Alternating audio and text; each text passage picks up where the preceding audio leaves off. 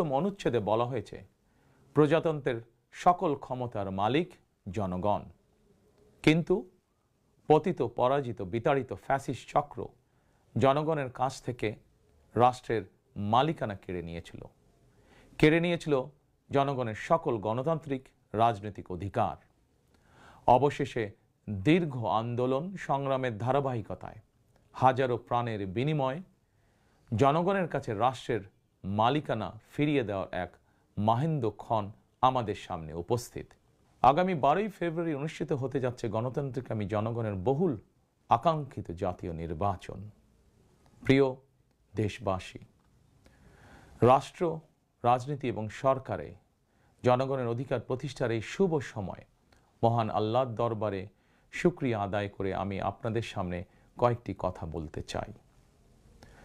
গণতান্ত্রিকামী জনগণের সামনে এমন একটি শুভ সময় হঠাৎ করেই আসেনি। এর জন্য বাংলাদেশ জাতীয়তাবাদী দল বিএনপি সহ গণতন্ত্রের পক্ষের সকল রাজনৈতিক দল এবং গণতান্ত্রিকামী জনগণকে দীর্ঘ 1.5 দশকেরও বেশি সময় ধরে আন্দোলন সংগ্রাম করতে হয়েছে। ফ্যাসিবাদ বিরোধী এই ধারাবাহিক আন্দোলনে হাজার হাজার মানুষকে গুম, খুন, অপহরণ করা হয়েছিল।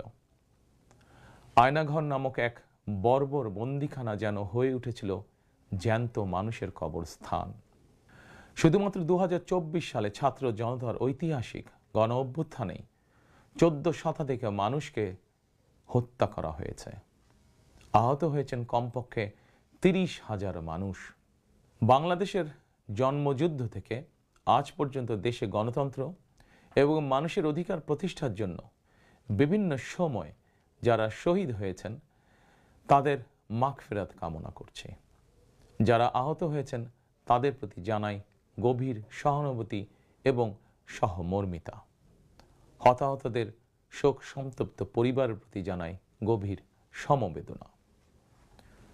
প্রিয় দেশবাসী, 1971 সালের স্বাধীনতা অর্জনের যুদ্ধ, 1975 সালের 7ই নভেম্বরের আধিপত্যবাদ ও তাবেদার অপশক্তি বিরোধী বাংলাদেশ, 90-এর স্বৈরাচার বিরোধী আন্দোলন, শাপলা চত্বরের গণহত্যা কিংবা সর্বশেষ 2024 সালের স্বাধীনতা রক্ষার যুদ্ধ, ইতিহাসের এমন প্রতিটি বাঁকে হাজারো লক্ষ মানুষ অকাতরে জীবন দিয়েছেন।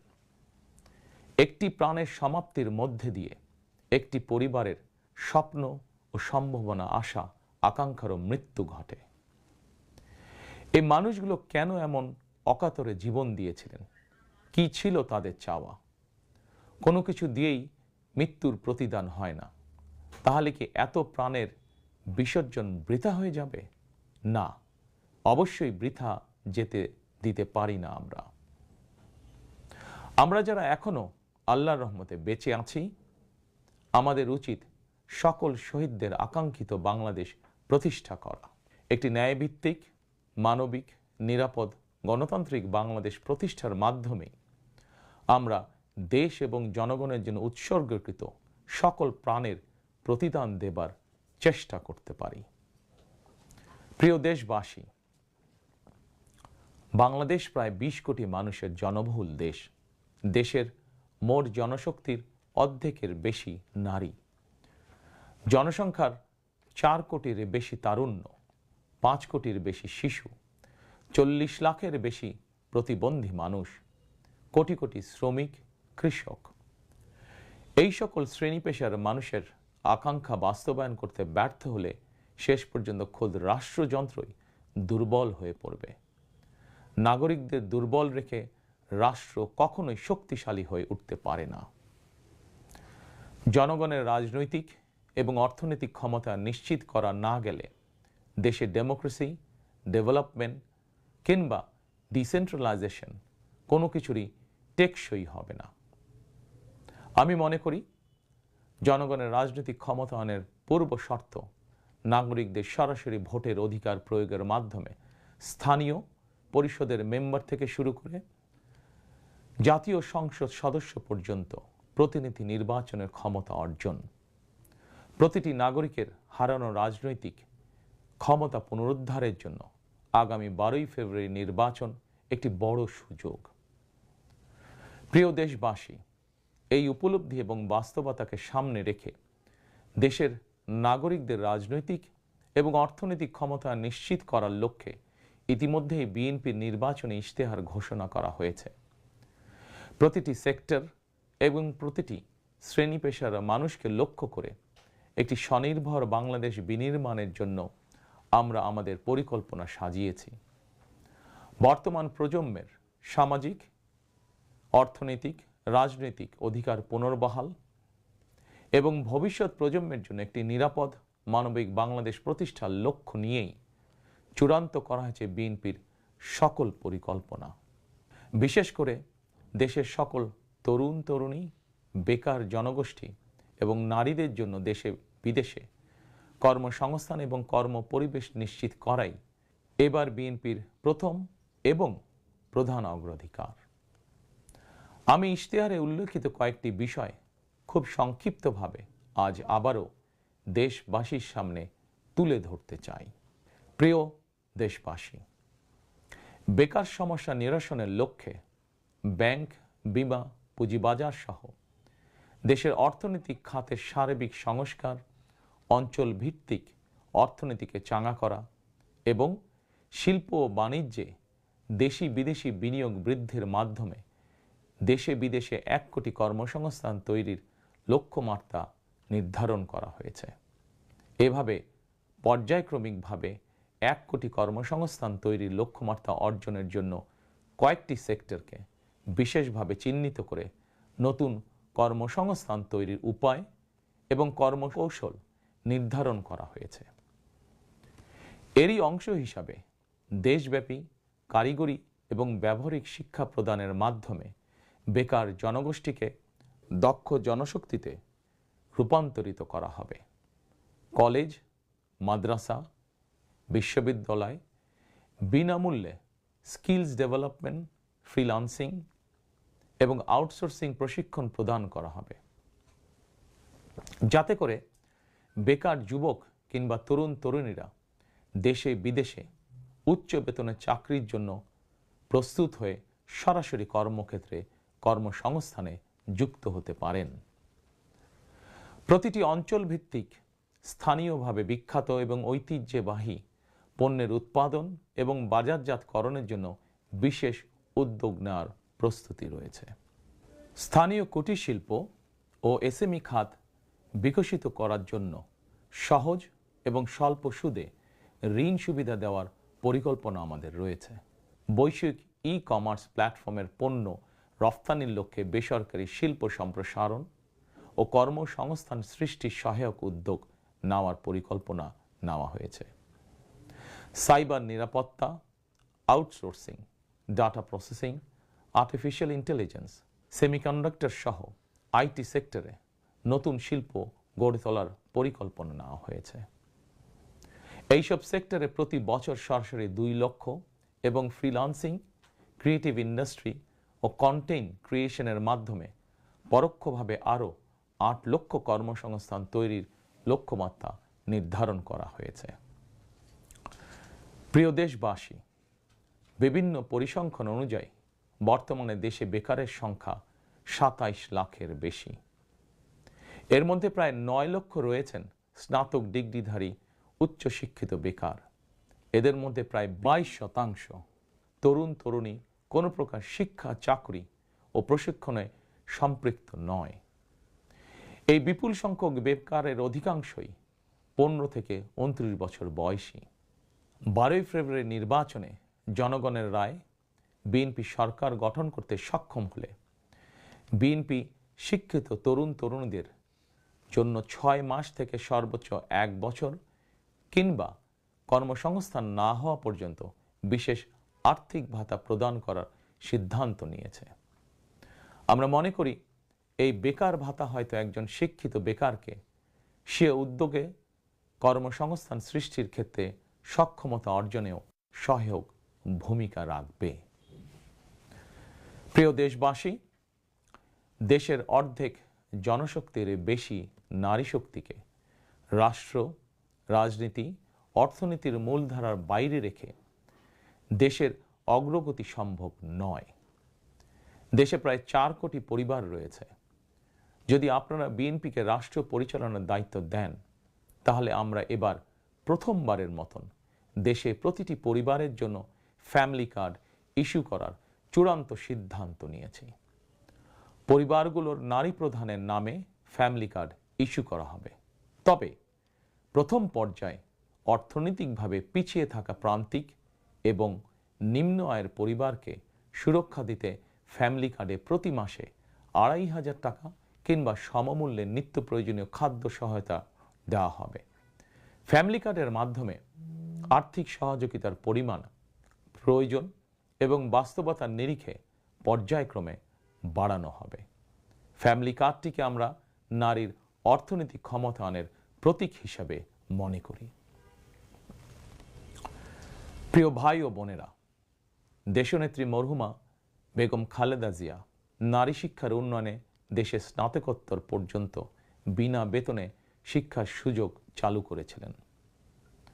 আপনারা বিএনপিকে আবারও রাষ্ট্র পরিচালনার দায়িত্ব দিলে নারীদের বিনা বেতন শিক্ষা গ্রহণের সুবিধা অব্যাহত রাখার পাশাপাশি নীতি নির্ধারণে নারীর অংশগ্রহণ ও ভূমিকা বাড়ানো হবে। নারী উদ্যোক্তাদের আর্থিক ও দক্ষতা উন্নয়নে বিশেষ সহায়তা প্রদানের পাশাপাশি আনুষ্ঠানিক খাতে নারী কর্মসংস্থান বৃদ্ধি করার পরিকল্পনা আমাদের রয়েছে। উপজেলা পর্যায়ে বিশেষায়িত নারী কল্যাণ কেন্দ্র প্রতিষ্ঠা করার পরিকল্পনা আমাদের রয়েছে।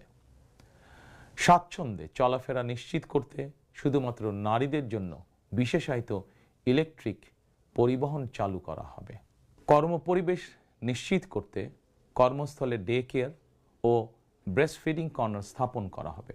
এছাড়া বিশেষ করে রাজধানী ঢাকা সহ বিভাগীয় শহরগুলোতে কয়েকটি নির্দিষ্ট স্থানে হাইজিনিক বাথরুম নির্মাণের পরিকল্পনা আমাদের রয়েছে।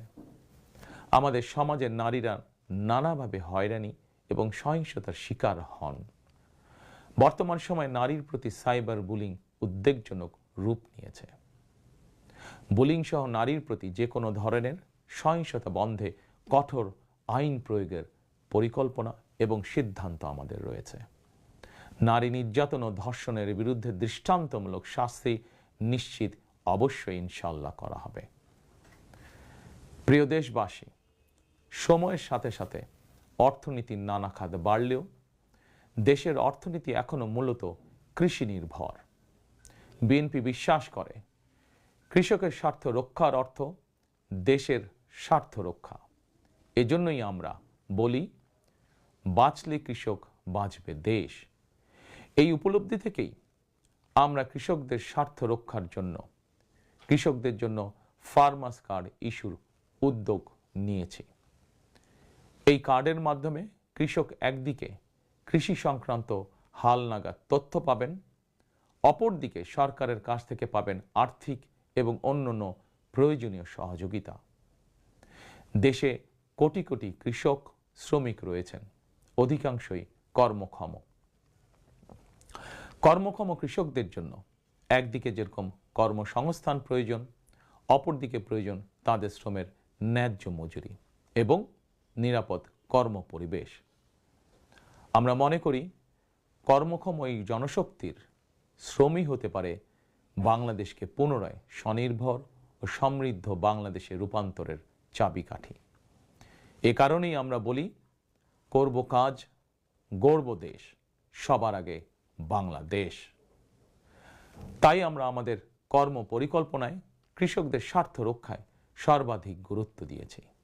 প্রিয় দেশবাসী, আমাদের জনসংখ্যার একটি বিপুল অংশ স্কুল, কলেজ, মাদ্রাসা এবং বিশ্ববিদ্যালয় শিক্ষার্থী।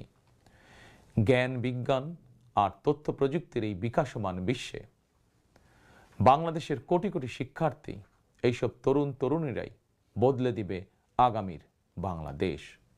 তবে একাডেমিক শিক্ষার স্তরের সর্বোচ্চ ধাপে পৌঁছার এই যাত্রা পথে লক্ষ লক্ষ শিক্ষার্থী কিন্তু বিভিন্ন পর্যায়ে ড্রপ আউট হয়ে যান। নানা বাস্তবতায় ড্রপ আউট হয়ে যাওয়া শিক্ষার্থীদের তালিকায় বিশ্বের যে কয়েকটি দেশ শীর্ষস্থানে রয়েছে, বাংলাদেশ তার অন্যতম। একজন শিক্ষার্থী শিক্ষা স্তরের যে কোনো পর্যায়ে ড্রপ আউট হওয়ার পর তাদেরকে যেন বেকার জীবন কাটাতে না হয়, সেজন্য হাই স্কুল পর্যায় থেকে আমরা শিক্ষা কারিকুলামে কারিগরি এবং ব্যবহারিক অর্থাৎ টেকনিক্যাল এবং ভোকেশনাল শিক্ষাকে আবশ্যকীয় করার প্রস্তুতি এবং পরিকল্পনা নিয়ে রেখেছি। একই সঙ্গে দেশের জনশক্তিকে জনসম্পদে রূপান্তর করতে বাংলা এবং ইংরেজির পাশাপাশি হাই স্কুল পর্যায় থেকে সিলেবাসে তৃতীয় আরেকটি ভাষা শিক্ষার ব্যবস্থা রাখার সিদ্ধান্ত এবং পরিকল্পনা আমরা গ্রহণ করেছি। আমরা মনে করি একজন ব্যক্তির একাধিক ভাষা জ্ঞান থাকলে বিশ্বের যে কোনো দেশেই কর্মসংস্থানের অভাব হবে না। বৈশ্বিক চ্যালেঞ্জ মোকাবেলা করে একজন শিক্ষার্থী যাতে যোগ্যতম হিসেবে এগিয়ে যেতে পারেন, সেই চিন্তাকে সামনে রেখেই আমরা শিক্ষা বিশেষজ্ঞদের গবেষণা এবং সুপারিশের ভিত্তিতে শিক্ষা কারিকুলাম পরিমার্জনের পরিকল্পনাও চূড়ান্ত করেছি। আমরা শিক্ষা কারিকুলাম এমনভাবে ঢেলে সাজানোর প্রস্তুতি নিয়েছি যাতে সকল শিক্ষার্থী শিক্ষা স্তরের প্রতিটি ধাপে একাডেমিক জ্ঞানের পাশাপাশি একটি বিশেষ কারিগরি ব্যবহারিক শিক্ষার দক্ষতাও অর্জন করতে সক্ষম হন। প্রিয় দেশবাসী, আমরা রিজিকে বিশ্বাস করি এবং সাধারণত আমরা রিজিক বলতে খাওয়া দাওয়া কিংবা অর্থ সম্পদকে বুঝি। তবে ধর্মীয় দৃষ্টিতে রিজিকের একাধিক স্তর রয়েছে। সবচেয়ে গুরুত্বপূর্ণ একটি স্তর হচ্ছে মানুষের শারীরিক ও মানসিক সুস্থতা। শারীরিক ও মানসিক সুস্থতার জন্য আমরা জনগণের স্বাস্থ্য সেবা নিশ্চিত করার কার্যকর উদ্যোগ এবং পরিকল্পনা গ্রহণ করেছি। জনগণের দৌড়গোড়ায় চিকিৎসা সেবা পৌঁছে দিতে prevention is better then cure, অর্থাৎ প্রতিকারের চেয়ে প্রতিরোধী উত্তম। আমরা এই নীতিতে প্রবর্তন করতে চাই। এই লক্ষ্যে আমরা প্রাথমিক স্বাস্থ্য ও চিকিৎসা কোর্স সম্পন্ন করিয়ে সারা দেশে 1 লক্ষ হেলথ কেয়ার নিয়োগ দেওয়ার পরিকল্পনা গ্রহণ করেছি। নিয়োগ পাওয়া হেলথ কেয়ারদের শতকরা 80% হবেন নারী সদস্য। প্রতিটি ইউনিয়ন পর্যায়ে নিয়োগ পাওয়া হেলথ কেয়ারগণ মানুষের দৌড়গোড়ায় যাবেন এবং তাদেরকে প্রাথমিক চিকিৎসা ও পরামর্শ দেবেন। আমরা মনে করি কোনো রোগ প্রতিরোধের ব্যাপারে প্রাথমিক পর্যায়ে সঠিক পরামর্শ পেলে অনেক রোগী শুরুতেই নিরাময় করা সম্ভব হয়ে ওঠে। প্রিয় দেশবাসী, বিজ্ঞান ও তথ্য প্রযুক্তির বর্তমান বিশ্ব আরও এক ধাপ এগিয়ে এখন কৃত্রিম বুদ্ধিমত্তার যুগে প্রবেশ করেছে। চাইলেও কারো পক্ষে এর প্রভাব থেকে মুক্ত থাকা সম্ভব নয়। রাজনীতি, রাষ্ট্রনীতি, অর্থনীতি সবকিছুই এখন তথ্য প্রযুক্তিকে ঘিরেই আবর্তিত হচ্ছে। সুতরাং তথ্য প্রযুক্তির বিশ্ব শাসন করার মতন মেধা, যোগ্যতা, জ্ঞানে, বিজ্ঞানে আমাদের তরুণ সমাজ সমৃদ্ধ না হতে পারলে ভবিষ্যতের চ্যালেঞ্জ মোকাবেলা আমাদের পক্ষে অসম্ভব হয়ে পড়বে। এই চ্যালেঞ্জ মোকাবেলায় রাষ্ট্রীয় নীতি কী হবে, বিএনপি ইতিমধ্যেই সেই সব কার্যক্রম চূড়ান্ত করেছে। আইসিটিকে দেশের অন্যতম থ্রাস্ট সেক্টর হিসেবে চিহ্নিত করে ফ্রিল্যান্সিং এবং আউটসোর্সিং সহ তথ্য প্রযুক্তি খাতকে রাষ্ট্রীয়ভাবে সহযোগিতা করার নীতিমালা চূড়ান্ত করেছে বিএনপি। প্রিয় দেশবাসী, আপনারা জানেন সকল বাধা উপেক্ষা করে 2023 সালে ফ্যাসিবাদী শাসন আমলেই বিএনপি রাষ্ট্র মেরামতের 31 দফা উপস্থাপন করেছিল। এরপর প্রতিটি দফা কিভাবে বাস্তবায়ন করা হবে সেই বিষয়ে দেশে প্রবাসে বসবাসরত সংশ্লিষ্ট ক্ষেত্রে বিশেষজ্ঞদের সঙ্গে মাসের পর মাস আলোচনা করে কর্ম পরিকল্পনা বাস্তবায়নে প্রক্রিয়া এবং পদ্ধতিও চূড়ান্ত করা হয়েছে। প্রতিটি দফা বাস্তবায়নে ব্যয় নির্বাহের খাতও যথাযথভাবে চূড়ান্ত করা হয়েছে। কারণ আমরা মনে করি দেশ এবং জনগণের স্বার্থে কোনো শুভ উদ্যোগ নিলে সমস্যা হওয়ার কোনো কারণ নেই। বেগম খালেদা জিয়া রাষ্ট্রের টাকা দিয়েই বিনামূল্যে নারী শিক্ষার সুযোগ করে দিয়েছিলেন। প্রিয় দেশবাসী, আপনারা জানেন ফ্যাসিবাদের শাসন আমলে প্রতি বছর দেশ থেকে $16 বিলিয়ন পাচার করে দেওয়া হতো। এভাবে দুর্নীতি এবং টাকা পাচার আর অপচয় রোধ করা গেলে ফ্যামিলি কার্ড, ফার্মার্স কার্ড কিংবা বেকার ভাতা প্রদানের মতন ইতিবাচক উদ্যোগগুলো বাস্তবায়নের জন্য অর্থের সংকুলন অসম্ভব নয়। শুধু রাজনৈতিক সদিচ্ছার প্রয়োজন। জনস্বার্থে প্রতিশ্রুতি পূরণের রাজনৈতিক সদিচ্ছা বিএনপির রয়েছে। প্রিয় দেশবাসী, আমাদের সকল ওয়াদা বাস্তবায়নের জন্য আপনাদের দোয়া, সমর্থন, সহযোগিতা এবং ভোট চাই। প্রিয় দেশবাসী, জনগণ রাষ্ট্রের মালিক। জনগণ রাষ্ট্রের মালিক হলে রাষ্ট্রের সুযোগ সুবিধাও ভোগ করা জনগণের অধিকার। কিন্তু ফ্যাসিবাদ আমলে সকল সুযোগ সুবিধা সম্পদ জনগণের পরিবর্তে মাফিয়া সিন্ডিকেটের হাতে কুক্ষিগত ছিল।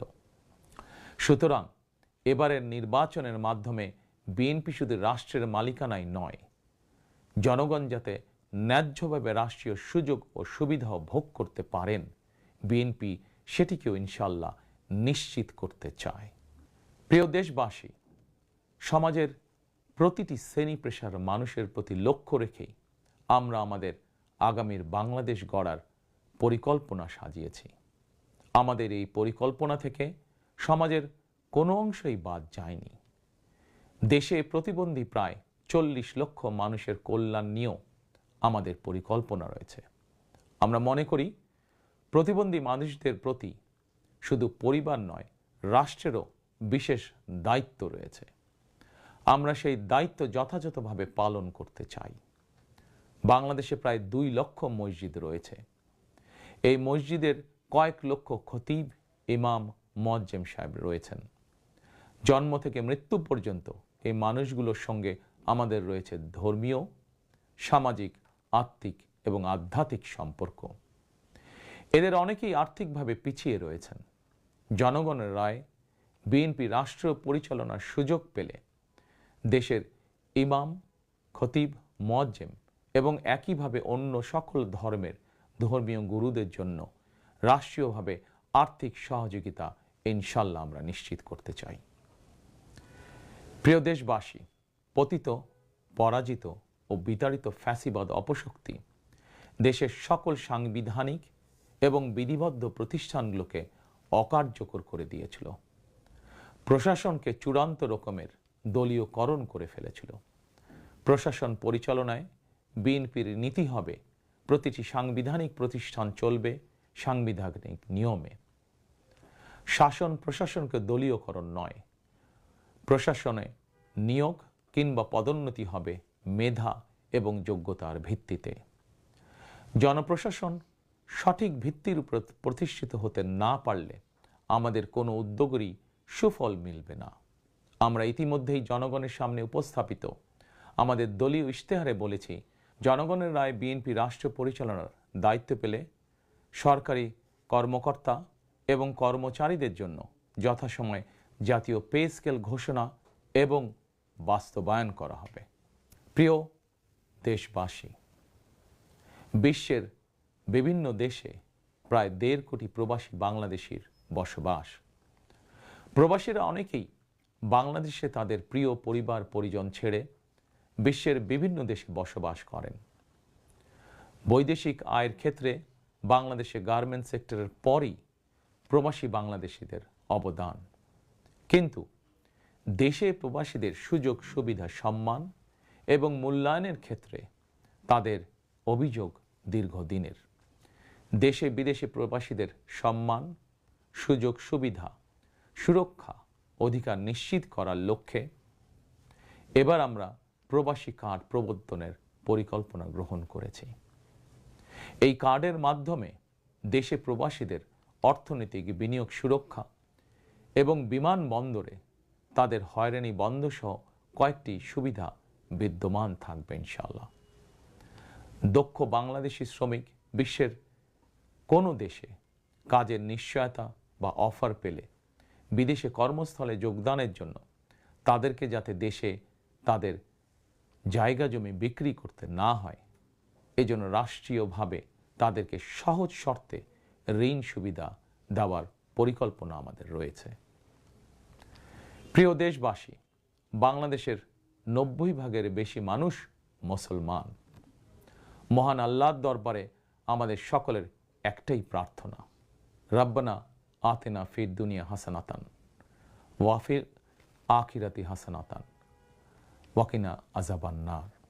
হে আল্লাহ, আমাদেরকে দুনিয়াতে কল্যাণ দাও, আখিরাতে কল্যাণ দাও, দোজখের আগুন থেকে বাঁচাও। শহীদ প্রেসিডেন্ট জিয়াউর রহমান সংবিধানে সর্বশক্তিমান আল্লাহর উপরে পূর্ণ আস্থা ও বিশ্বাস, এই কথাটি সন্নিবেশিত করেছিলেন। কিন্তু তাবেদার সরকার সংবিধান থেকে এই কথাটি বাদ দিয়েছিল। আল্লাহর রহমতে আগামী 12ই ফেব্রুয়ারি নির্বাচনে জনগণের রায় বিএনপি পুনরায় রাষ্ট্র পরিচালনার দায়িত্ব পেলে সর্বশক্তিমান আল্লাহর উপর পূর্ণ আস্থা ও বিশ্বাস, এই কথাটি সংবিধানে পুনরায় সন্নিবেশিত করা হবে ইনশাআল্লাহ। প্রিয় দেশবাসী, আমাদের এই ধর্মীয় বিশ্বাস এবং মূল্যবোধের বিরুদ্ধে বিভিন্ন সময় সামাজিক রাজনৈতিক আগ্রাসন চালানোর অপচেষ্টা হয়েছিল। অপরদিকে দেশ বরেণ্য অনেক আলেম ওলেমা সোচ্চার কণ্ঠে বলেছেন, কেউ কেউ স্রেফ দলীয় স্বার্থ হাসিলের জন্য ধর্মের অপব্যাখ্যা করে বিশ্বাসী মুসলমানদেরকে বিভ্রান্ত করারও অপচেষ্টা চালাচ্ছে। সুতরাং সকল বিশ্বাসীদের প্রতি আহ্বান, কেউ যেন বিশ্বাসী মুসলমানদেরকে বিভ্রান্ত করতে না পারে, সে ব্যাপারে আমাদের সকলকে সতর্ক থাকতে হবে। বিএনপি এমন একটি নিরাপদ বাংলাদেশ গড়তে চায় যেখানে মুসলমান, হিন্দু, বৌদ্ধ, খ্রিস্টান, বিশ্বাসী, অবিশ্বাসী কিংবা সংশয়বাদী, পাহাড়ে কিংবা সমতলে বসবাসকারী প্রতিটি নাগরিক নিরাপদ থাকবে। 1971 সালের স্বাধীনতা যুদ্ধ সময় কে কোন ধর্মের এটি কোনো জিজ্ঞাসা ছিল না। 2024 সালের স্বাধীনতা রক্ষার যুদ্ধেও কে কোন ধর্মের, কার কি ধর্মীয় পরিচয়, এটি কোনো জিজ্ঞাসা ছিল না। আমরা মনে করি ধর্ম যার যার, রাষ্ট্র সবার। প্রতিটি ধর্মের মানুষ নিজ নিজ ধর্মীয় বিশ্বাস এবং রীতি অনুযায়ী যার যার ধর্ম পালন করবেন। এটি একটি আধুনিক সভ্য সমাজের রীতি। সকল নাগরিকের শান্তি এবং নিরাপত্তা নিশ্চিত করা রাষ্ট্রের দায়িত্ব। ধর্ম যার যার, নিরাপত্তা পাবার অধিকার সবার। প্রিয় দেশবাসী, দেশের গত 55 বছরের ইতিহাসে এটি বারবার প্রমাণিত হয়েছে, দেশের গণতান্ত্রিকামী জনগণ তাদের স্বাধীনতা হরণকারী স্বৈরাচার, ধর্মীয় চরমপন্থা কিংবা উগ্রবাদ কোনোটিকেই পছন্দ করে না।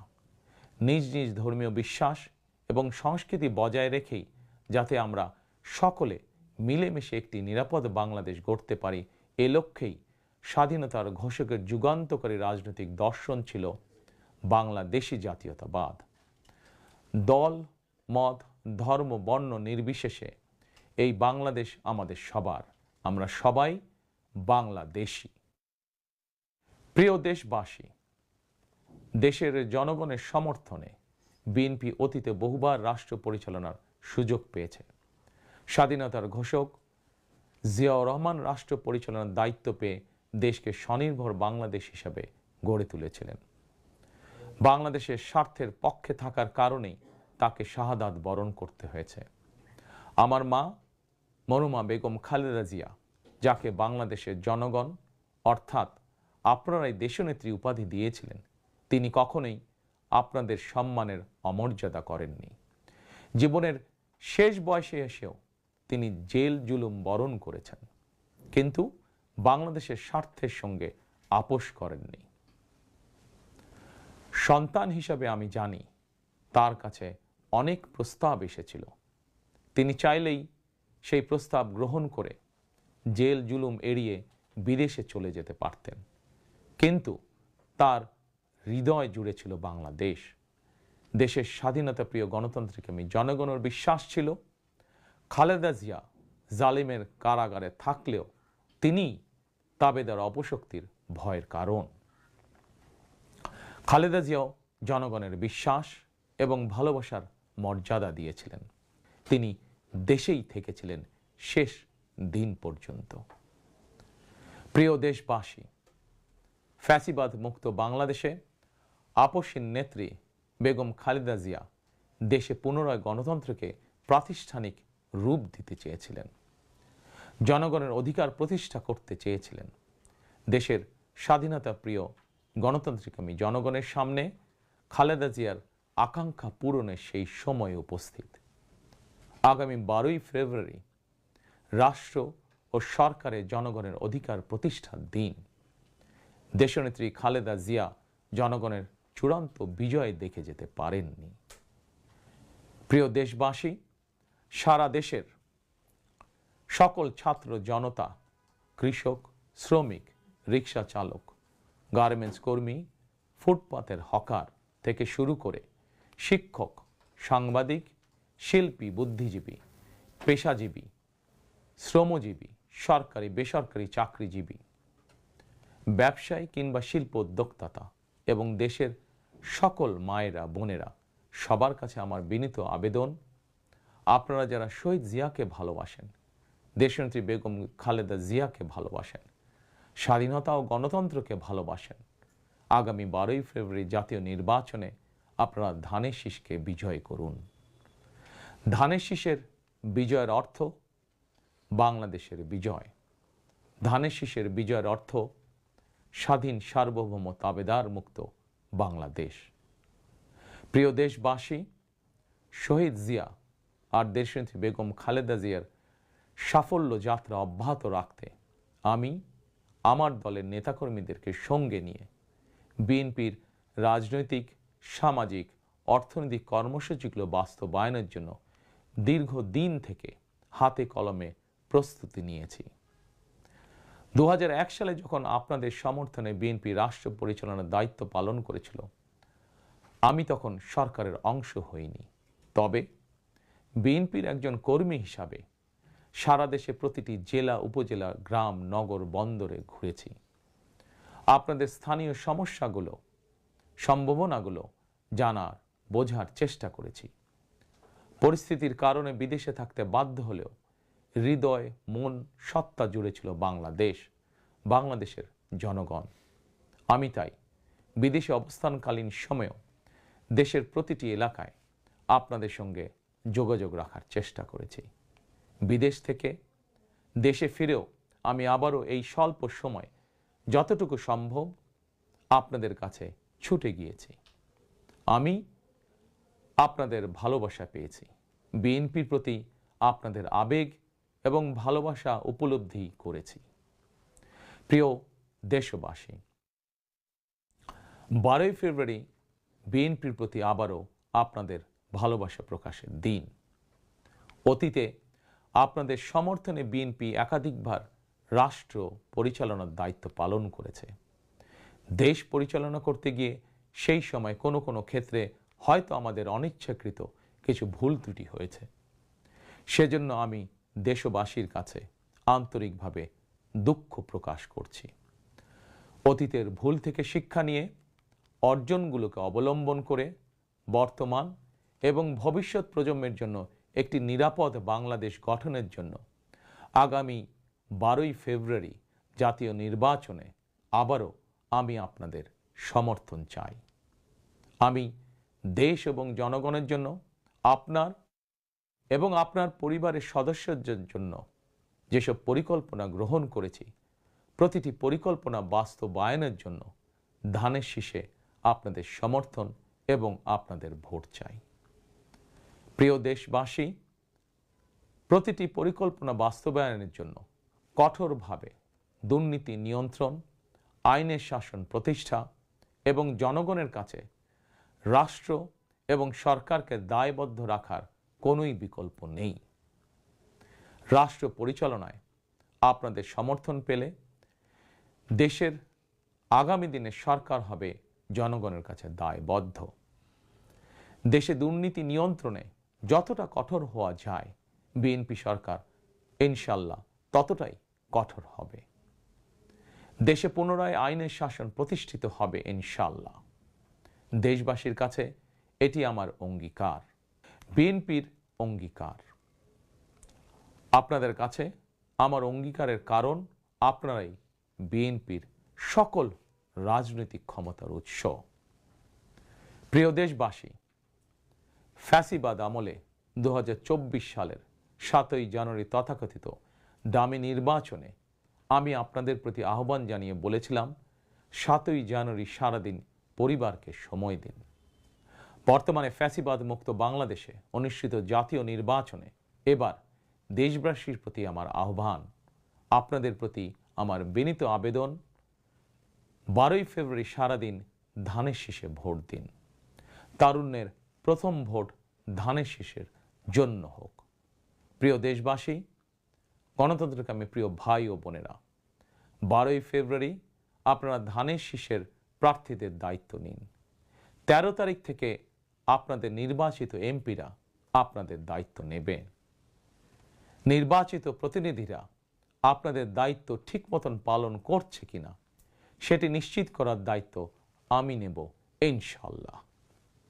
12ই ফেব্রুয়ারি যদি আপনাদের সমর্থন পাই তাহলে রাষ্ট্র পরিচালনায় বিএনপির মূল মন্ত্র থাকবে মহানবীর মহান আদর্শ ন্যায়পরায়ণতা।